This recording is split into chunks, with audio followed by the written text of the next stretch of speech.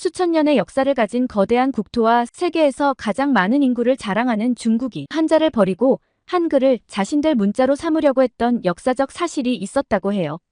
항상 중국인의 머릿속에는 세계를 주도하는 게 중국이고 중국은 무조건 최고라는 중화 사상으로 가득 차 있죠. 자신들이 최고라는 생각으로 가득 찬 오만한 중국이 그냥 계속 한자를 쓰면 될 것이지 왜 한자를 버리고 한글을 도입하려고 했을까요? 여러분의 구독과 좋아요는 큰 힘이 됩니다. 안녕하세요. 저는 미국 스탠퍼드에서 언어학을 공부하고 있는 대만 출신의 리안이라고 해요. 제가 한글을 좋아하고 한글을 공부하게 되었던 계기는 제 전공이 언어학인 것도 있지만 한국 드라마와 영화, 노래가 좋아서 한글을 열심히 공부하게 되었던 이유이기도 하지요. 언어학을 공부하다 보면 아무래도 문자와 겹치기 마련이죠. 저는 한글의 우수성에 대해 깊이 연구하게 되었고 우연찮게 중국이 한글을 도입하려고 했던 역사가 있더군요. 때마침 교직을 은퇴하시고 한 번씩 학교 도서관에서 책을 보시던 대만의 린 교수님과 만남을 가지게 되었어요. 린 교수님은 오랜 세월 동안 중국과 대만의 교육과 문자를 연구해온 학자로 저에게 한글과 한자의 역사적 맥락에 대한 통찰을 제공해 줄 수 있는 분이셨습니다. 저는 한글과 중국에 관한 역사적 이야기를 자세히 듣고 싶어 린 교수님의 자택을 방문하게 되었어요. 주위에서 린 교수님과 친분이 있으신 분의 소개로 운 좋게도 교수님의 집을 방문할 수 있었는데요.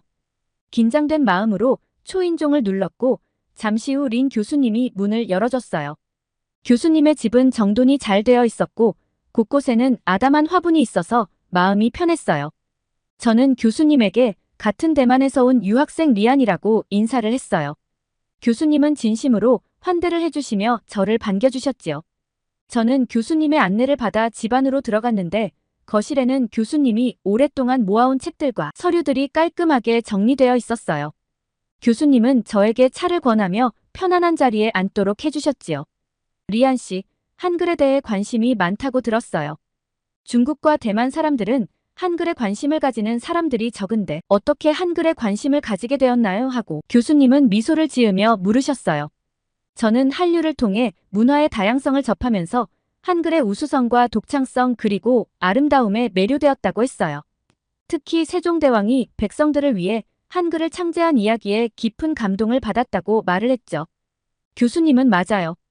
한글은 그 창제 과정과 목적 모두가 특별한 의미를 가지고 있죠. 한국은 세종대왕이 백성들의 문맹을 해결하고자 한글을 창제한 것은 참으로 위대한 일이었어요. 그 당시 많은 나라들이 문자를 소수의 엘리트만이 사용하는 복잡한 체계로 유지하고 있었거든요. 그런데 지도자가 국민들을 위하여 문자를 만들었다는 얘기는 세계사의 유래를 찾기가 힘들 겁니다. 저는 교수님의 말에 동의하며 질문을 덧붙였어요. 교수님, 그런데 한글이 창제된 이후에 중국에서 알게 모르게 한글의 우수함을 알았다고 들었어요. 그런데 중국은 여전히 한자가 어려워 고민이 많았다고 하는데 한글의 우수성을 알았다면서 왜 중국은 한글을 도입하지 않았을까요? 교수님은 잠시 생각에 잠겼다가 조용히 대답하셨어요. 중국은 오랜 역사와 전통을 가지고 있어서 한자를 쉽게 포기할 수 없었겠죠. 한자는 중국 문명의 상징이자 정체성의 일부였기 때문에 한글과 같은 새로운 문자를 도입하는 것은 큰 도전이었을 겁니다. 하지만 한글의 우수성과 한자의 어려움 때문에 실제로 한글 도입을 고려한 적도 있었어요. 저는 중국이 예전에 한글을 도입하려고 했다는 얘기를 한 번쯤 들어봤기 때문에 더 자세히 알고 싶었죠. 그래서 교수님에게 조금 더 자세히 말씀을 부탁드렸어요. 중국은 19세기 후반에서 20세기 초반 사이 중국의 문맹률은 매우 높았어요. 아마 90%에 달하는 문맹률로 인해 많은 사람들이 한자의 복잡함을 극복하지 못하고 있었죠. 이 때문에 중국의 일부 지도자들은 한글을 도입하여 문맹 문제를 해결하려고 했어요.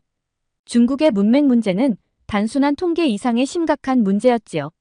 예를 들어 농촌 지역의 많은 사람들이 평생 글을 읽고 쓸 수 없었기 때문에 계약서나 법적 문서에 서명할 때 큰 어려움을 겪었어요. 사람들은 억울하고 원통해도 글자를 모르니 속절없이 사기꾼들에게 많이 당했죠. 그렇게 당했음에도 불구하고 글자를 배우지 못한 겁니다.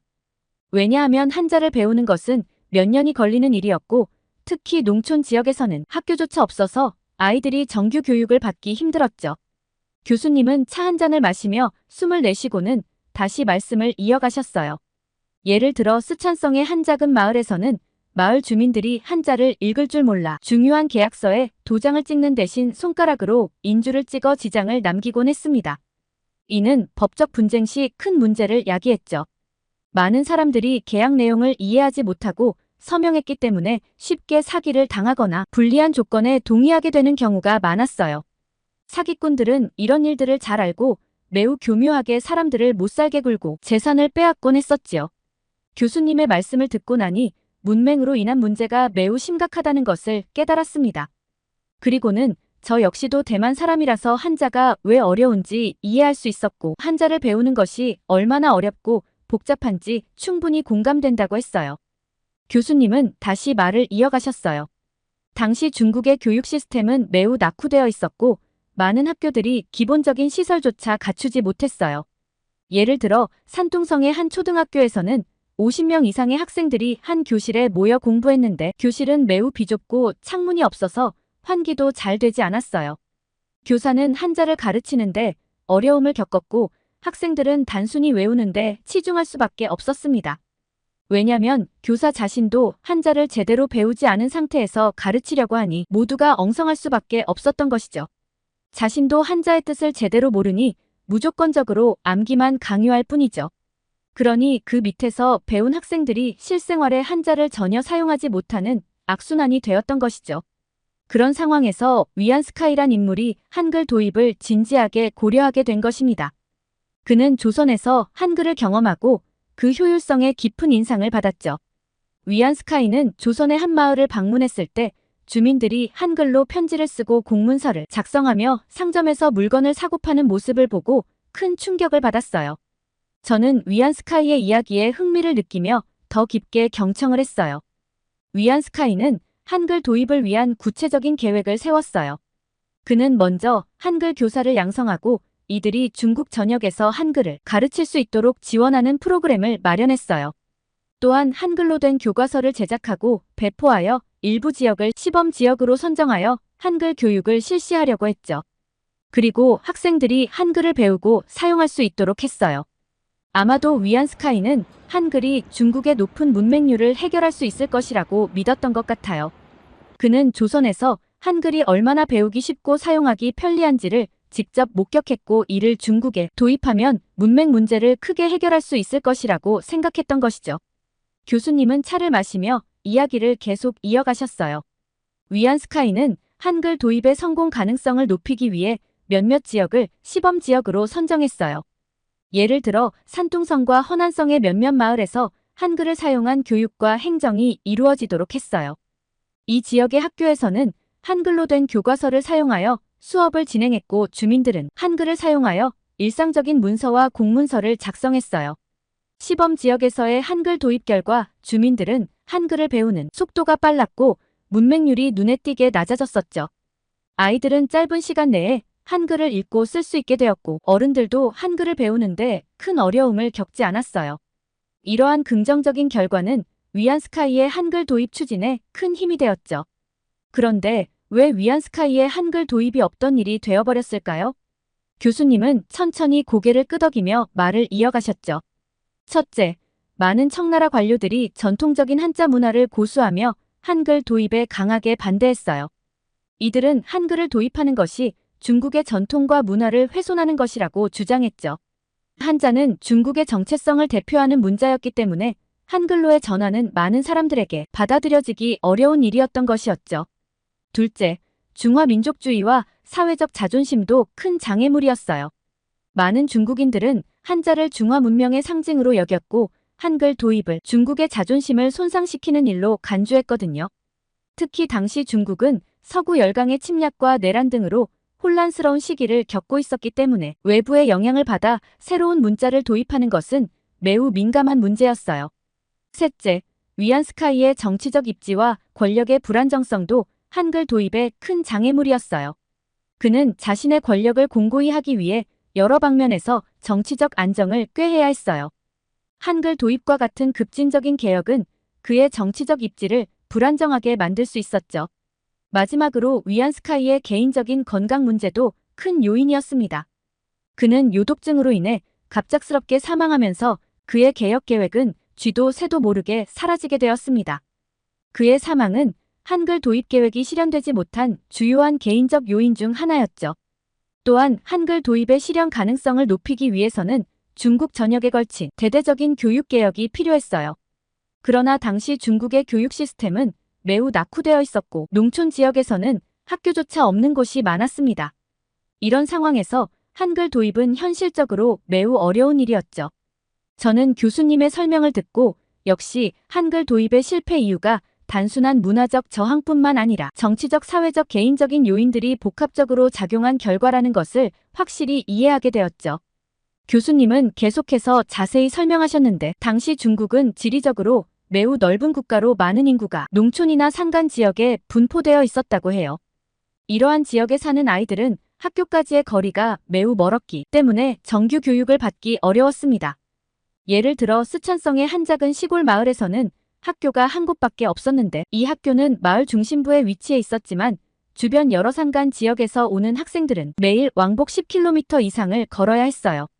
그것도 평평한 도로가 아니고 낭떠러지도 있고 진흙투성이에 온갖 위험이 노출되어 있는 길이죠. 이로 인해 많은 학생들이 학교에 다니는 것을 포기하게 되었고 문맹 상태로 남게 되는 것이죠. 저도 공감을 했어요. 저 역시 대만의 시골 마을에서 자랐기 때문에 그런 어려움을 어느 정도 이해할 수 있을 것 같아요. 학교가 멀리 있어서 다니기 힘들었던 적도 있었거든요. 또한 대다수 중국인들이 아이들을 가정의 노동력으로 활용해야 했기 때문에 학교에 보내는 것은 경제적 부담으로 작용했습니다. 집에서 풀 뽑고 땅 고르고 잔심부름도 해야 겨우 먹고 살 수 있었는데 그런 노동력을 사용하지 못하고 학교에 보내는 것은 생존보다 중요하게 생각하지 않았죠.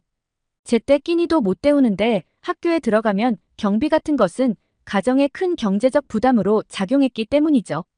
당시 중국의 경제 구조는 주로 농업 중심이었기 때문에 가족 구성원 모두가 농사일에 참여하는 것이 필수적이었습니다.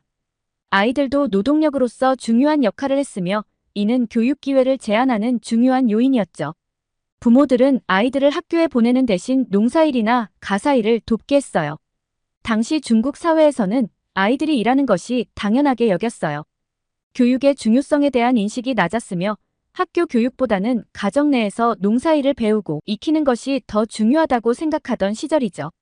게다가 엄청난 빈부격차로 인한 경제적 불평등도 큰 문제였습니다. 상류층 외에 90% 이상은 교육을 받지 못했죠.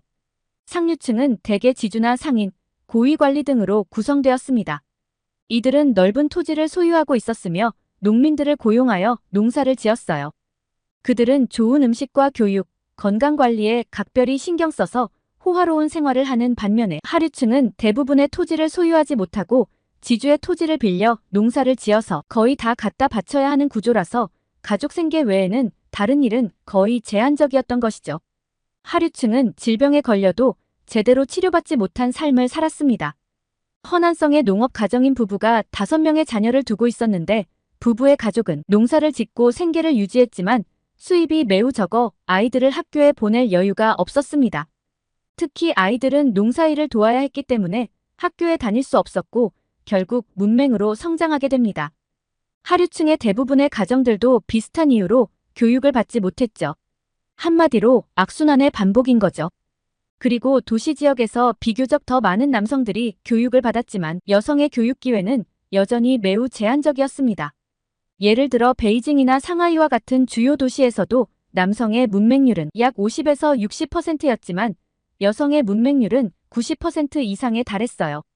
농촌 지역에서는 상황이 더욱 심각했지요. 농촌에서는 전통적인 가부장적 사회 구조가 강하게 남아있었으며 남성은 가족의 생계를 책임지고 여성은 가사일과 농사일을 맡았죠. 이러한 구조에서 여성의 교육은 우선순위에서 밀려났습니다. 예를 들어 허난성이나 쓰촨성과 같은 농촌 지역에서는 남성의 문맹률이 약 70에서 80%였던 반면 여성의 문맹률은 95% 이상에 달할 정도로 남녀의 문맹률 차이가 심했어요. 교육시설과 자료도 매우 부족했어요. 많은 학교는 낡고 비좁은 건물에서 수업을 진행했으며 교과서와 학습 자료도 충분하지 않았습니다. 학교에는 교과서가 부족해서 학생들은 몇 명씩 한 권의 책을 공유해야 했습니다. 이로 인해 수업의 질이 떨어졌고 당연히 학생들은 제대로 학습할 수 없죠. 책상과 의자도 낡고 불편해서 학생들이 집중하기 힘들겠죠. 만약 한글이 도입되었더라면 중국의 문맹률 문제는 해결될 수 있었겠죠. 하지만 한글이 도입되지 않은 것이 한국에게는 다행이라고도 할 수 있어요.